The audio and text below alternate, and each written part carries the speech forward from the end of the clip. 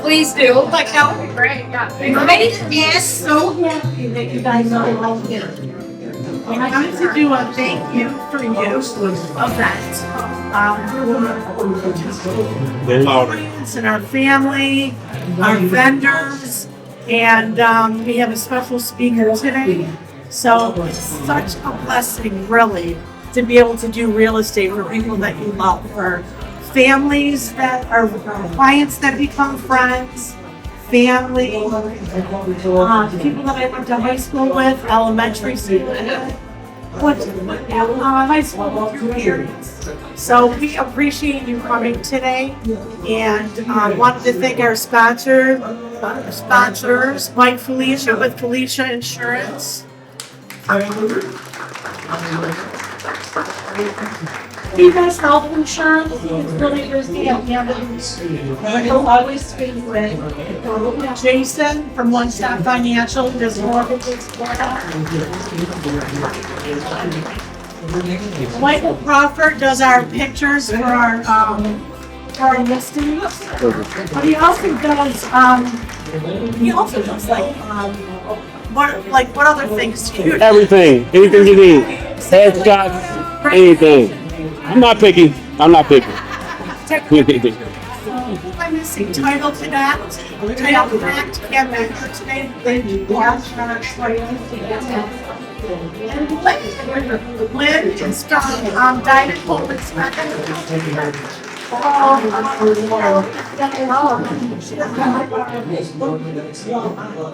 Home inspection, even in my condo. So anyway, she's always so helpful, and we do a lot of events together. I'm talking. That's okay. I'm so grateful everybody could come too. We are so grateful that we have friends and family and clients, just everybody in between that can come and join us, so that we can say thank you to you for your business and for referring us and using us and just giving the work to us. So Yes. we're glad you could come and just enjoy this night and have some fun. So let's do that. And I'd like to introduce Mike Felicia from Felicia Insurance. Michael, I'm good with Michael. So he's going to introduce Joe Savalle, and he is. I thought you were going to do that. And Joe is with Love for the Child. So Mike's loud. He doesn't need one. Yeah, I don't need a microphone. That's for sure. And we're competing with them over there. So I don't know. Can you guys hear? Can you guys hear it? Well, you can hear me because I'm big. I got a big mouth, so it's good. Well, no, my name's Mike Felicia. Where do I start? I have a family of 4. I own my own business. I'm a follower of Christ. Basically, that's my life in a nutshell. But the reason we're here is to introduce Joe Savalle, who is the founder of Love for a Child. He could tell you a little bit more about it, but generally speaking, Love for a Child is he runs a foster care kids camp once a year. It sounds like it's pretty simple, right? But it's way more than that. If you have any heart for children, especially abused children in foster care that have been neglected, they've been in bad situations. Joe has got a foundation that has put things together that have helped many children in the state of Michigan. From last time I checked, there's like 14,000 children in foster care in the state of Michigan alone. And Michigan is not very highly rated when it comes to how foster families are how should I say, vetted. So he can explain more than that than I can, but I wanted to introduce Joe Savalle, Love for a Child founder. How about the old lungs here? Hey, good evening, everyone. I'm going to yell, so the stories are going to come out hard, but I want to thank Trudi and Michelle and everyone at Oakenstone just for putting this together. Trudi wouldn't mention this, but even months ago we had lunch, and she had a million ideas above her head. And I was like, Trudi, land the plane, please. And grab one. And so this took a lot for Trudi to put on. You guys might think, hey, it's a restaurant, it's buffet food, but Trudi and Michelle put a lot of effort in this, so I think we should give it up for Trudi. Oh, yeah.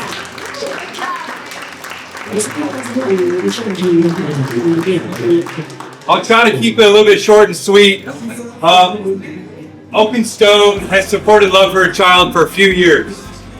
Love for a Child helps children in foster care system ages 6 to 13 who come from abuse, abandonment, and neglect. Now, like Mike said, at any given point, there's like 12 to 14,000 kids in the system. But we work with a very strategic niche group of kids that are less than 1,000.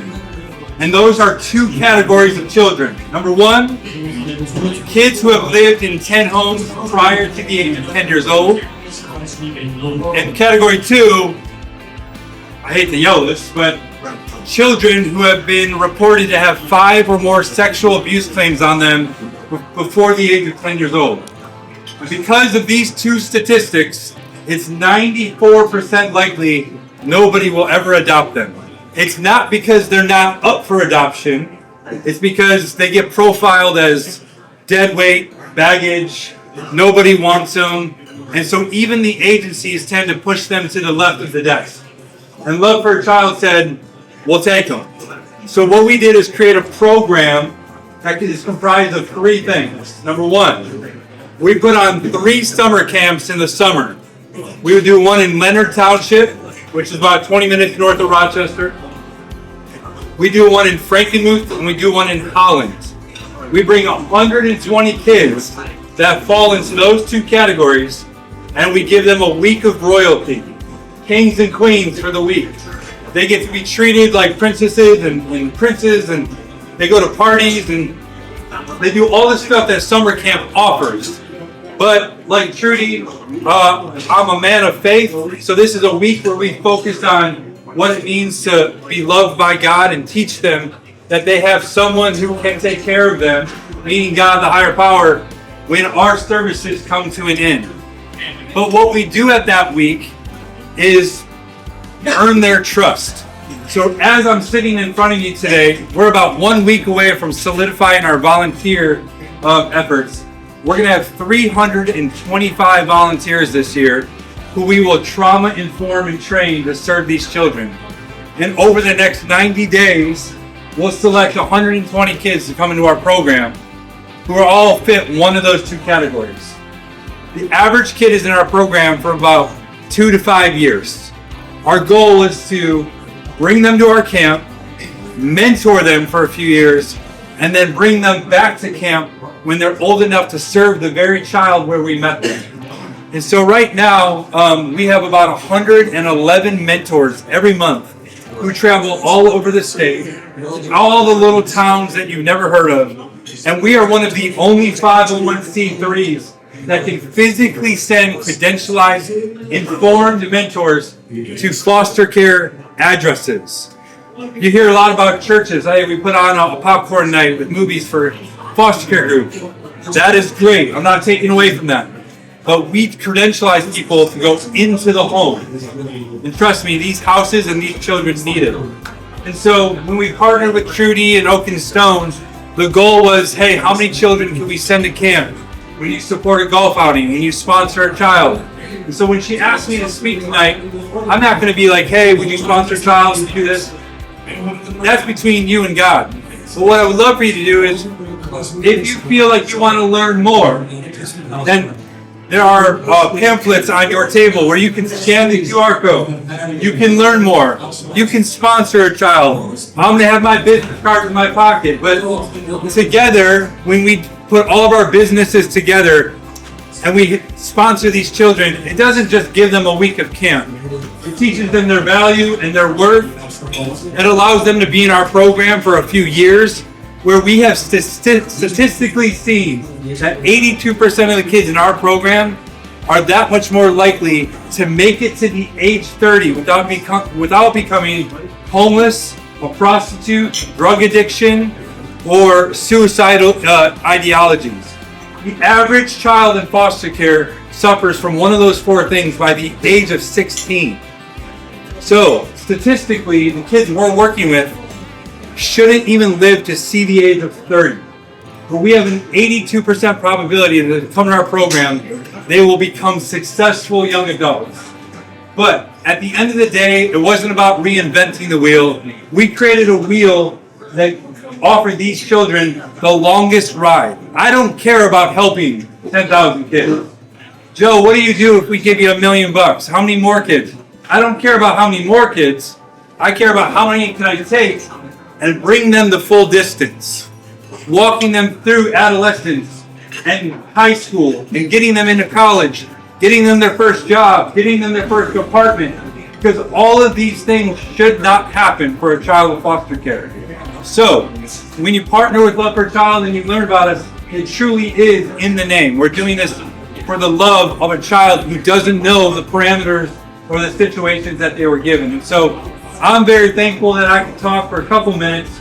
I'm going to be around tonight having a cocktail with you guys. If you want to learn more about volunteering, donating, supporting, but nothing less, I want to thank Oakenstone because they have partnered with Love for a Child to help these very children. So thank you so much.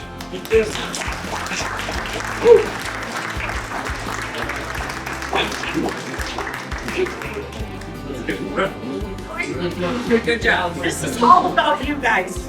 But I do want to introduce Michael. His daughter worked at one of the camps, and she came home and said, we can't let them go back.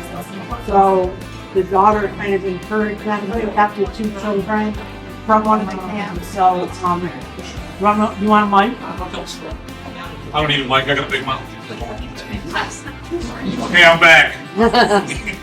All right, so I just want to tell you a little quick story. So, the way I grew up in a city, you're looking at somebody that was homeless for 2 weeks in his life, okay, when I was young. So I always had a heart for the city, as a poor kid in the city. But, when we were raising our kids, I got a son and a daughter. They're both adults now. We used to adopt families at Christmas time. And when I say adopt families, everybody likes to throw a little bit of money or do something at church and get the giving tree at church and things like that. Everybody likes to do that. But we shut down Christmas Day. Christmas Day was for the families we were going to adopt. I had Brother Knight that used to locate some families for us. And we would actually talk to the mother and get them clothes, food, gifts, toys, whatever, and spend the day with them. We go to church in the morning, and then we kind of meet both families throughout the day. So that's what we did on Christmas Day. So I didn't realize what I was really doing. I was getting myself in a lot of trouble by doing this. Okay, so I have a daughter who's got the biggest heart in the world, and I raised her to have a big heart. Well, I introduced her to Joe her senior year at Dakota High School, and I wanted her to be part of this camp because I said, man, you got this big heart, but we're going to blow that thing right up.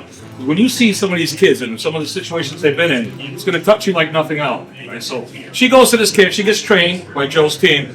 She goes to this camp and comes back, and I said, so I was told, leave her alone. She's just been a week away with no cell phone. She's been through something that I have not been through. And as excited as I am about it, when I hear about it, let her decompress for a minute. Okay, so the next day, I told her, you got to tell me what's going on. And she tells me about this little girl. Her name was May. And May befriended her, and she begged her to come live with her. So my daughter's going up to Michigan State. I'm not a Sparty, she is. So anyways, she's going up to Michigan State. She can't do this, so she tells me that. I said, well, the great thing about this program, Joe's program, is that they have a mentor program. So now she's able to come down as a mentor, a trained mentor, to come down and visit with May once a month. And just, so even if May gets shipped to another home or goes through the foster care system, Jacqueline, my daughter Jacqueline, could be the one constant in her life through Love for a Child. Thought that was the end of it. Great thing, right? So my daughter comes home one day and she tells me about this story. I said, so, okay, now I can talk to her. It's only been a day. She's only been gone for a few hours. Okay, how was it? And she says, Dad, it's just really sad. She says, the foster family made her live outside for 2 weeks. Now, when somebody tells you that, like, I've seen some faces already. When somebody tells you, I don't even know what the hell that looks like. What do you mean outside? She says, well, they were COVID freaks, apparently. And when she had COVID, they put her on the balcony under a blue tarp. Okay? Now, this isn't in Flint. This isn't in Detroit. This is right here in Shelby Township. Okay? Big, beautiful home. So, when your daughter tells you something like this, I don't want to screw anything up. But I can't just eat that. You've been telling me a child that's at the time was 10 years old, or 9 years old at the time. She was 9 years old at the time, actually. Was living outside. So I don't know what to do. I called Joe. I said, Joe, Jacqueline just told me some messed up stuff. I don't know what to do. And he says to me, I just wish I had a picture of what Jackie saw. So I said, hold on a second, I might be able to get that address. So I called my daughter, I said, give me that address, find out this house is on a court. So I Google it. I can't just pull up in front of the house and walk around to the backyard and take pictures. So I go the opposite way. I park on the main street and I start walking through people's backyards. I don't even, so as people walking through my backyard, I don't know, we're gonna have a confrontation. Why are you here, right? So that's what I did. All of a sudden I come around a corner, I see a tree, I come around a corner and there's a blue tarp sitting on his balcony. So I take some pictures of it. I send it to Joe. I don't hear anything from Joe. And Joe's happy as a pig in slop. He's, oh, we're gonna get him, Mike. We're gonna get him. I know this family. I know the CEO of that foster care organization. I've had lunch with him before. We're gonna get him. So I don't hear anything from Joe for a week. Now I know where the house is at. So I go back a week later. I don't have to walk through people's backyards. I pulled up in somebody's driveway this time, but anyway. So I never got out of the car. So anyways, I see the tarp is down, and I tell Joe, I text him, I said, there's no sign of the prison, but there's also no sign of the kids. And Joe says, they've been removed from the home. So apparently that picture got to Joe. Joe did with his magic, removed those kids from that foster care home, okay? This is in foster care now. This isn't their parents. Their parents were drug addicts. One of them's dead. The other one's lost custody, whatever. So anyways, this is in the foster care system. So Joe proceeded, he didn't leave it there. He found out exactly where he has a little brother, by the way, I didn't mention. So it's May, and she's got a little brother, Tony. So Joe connects with the lady that has him, and she's in a respite situation, which means she gets him for 30 days and moves on. Okay, she can't handle him no longer than 30 days. It's not a permanent residence for him. So Joe connects with this lady, and she explains to her. At that time, I talked to my wife and said, maybe we could do more. That's a tough conversation because we have 2 adult children. Okay, so we're ready to go. We're gonna buy the place in Florida. It's gonna be great, but it didn't work out like that. So, anyways, so Joe connects with this lady. She lives in Canton, and says there's a family out there, the Felicias, that are interested in these 2 children to maybe foster them with the potential to adopt one day. So this lady loved Joe. Joe made a connection, and basically she held on to him for 5 or 6 months while we got a foster care license. Now the state doesn't care what you say you're going to do. When I first called Joe and told him we were thinking about doing this, he had to stop me like, all right, a lot of people talk like this, Mike. I mean, do you understand what you're doing here? And I said, yeah, we already sat down as a family and talked about it. It was my wife and my 2 kids. Cooper was even there too, my dog. He was part of the family decision too. So we became the support person for these people that were going to watch these kids for the 5 months. And eventually, once we got our license, they moved in with us. We became their foster parents, which is a beautiful story, but it doesn't end there. 2 years later, the judge has already is done with the father. The father he's a heroin addict. There was times where he left the kids unattended for days with no food. They openly remember not being fed. And just laying there watching TV and looking out the window like a dog, waiting for somebody to come home. He would go on binge. The mom's dead from an overdose. All right, so that being said, April 11th, the dad lost parental custody. April 11th, we adopted those 2 children. So this is, I tell this story because I really don't want to, I don't want to tell me what a great guy I am and this and that, listen, I had to get into heaven some way, so I trust him. I was not on the right path, so it helped. And so that's on my resume. But the reason I share this story is to let you know exactly what Joe does in his program. You're not just donating money to somebody. You're not giving somebody a gift off of giving you. You are actively getting involved. Even if you can't physically do it yourself, when you support his organization, this is what you're supporting. You're supporting children like May and Tony. They've never had a chance. Now they have a fighting chance. So I want you guys to think about that when you guys reach in your pocketbooks or you talk to Trudi or whatever. If there's any way you could support Joe, I would really appreciate it. That was really important to tell that story because a lot of people say, oh, right, they're asking for money and they're open listening. And I always tell this story too. I love puppy dogs. I love them. But nothing bothers me more than to hear about kids suffering. And I'm sure most of you people are like that. That's all I have to say.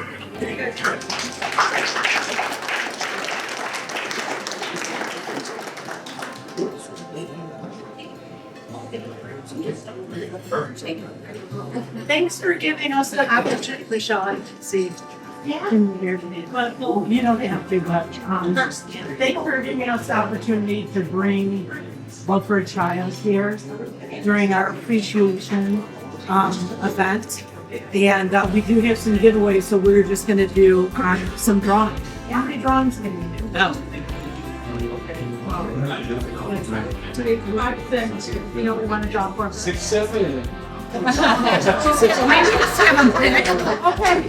we'll let you pick. Yeah, I think everybody got their name in. Everybody got their names in. Okay, I got one. Adam Pearl.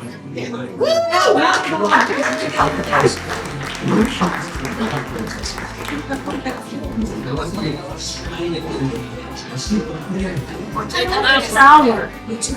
Yeah. I'll let you read. Okay. This one is Beth Barker.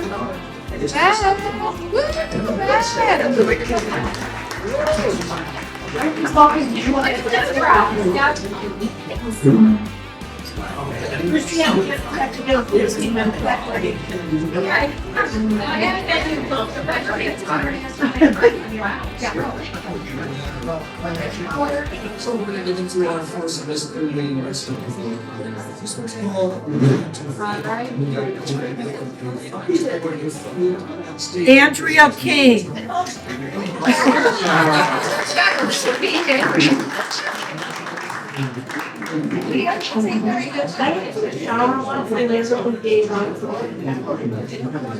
They're like more warning where, thank you. More warning than your thing. I want to go in the bottom. Pick the green one.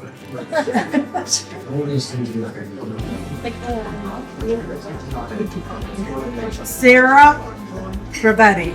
Sarah! Woo!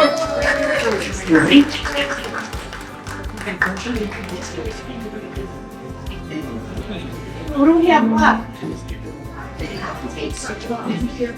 3 more? And then there's the gift card too.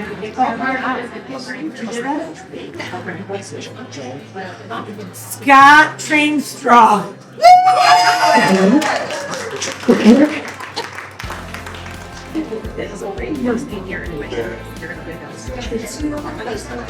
There were 2 fire extinguishers. 2 fire extinguishers. Safety first.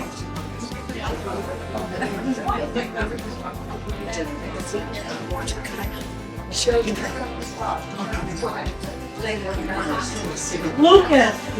Oh,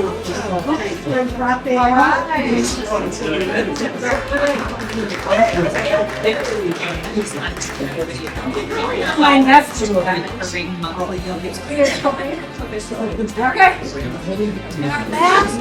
The last. What? Well, we do have a gift certificate in here too. Yeah. We have one more. They're all nice. Oh, okay. Yeah, there's another one from here, so why don't we just pick some? This is it. Last gift certificate for. Go Joe Savalle.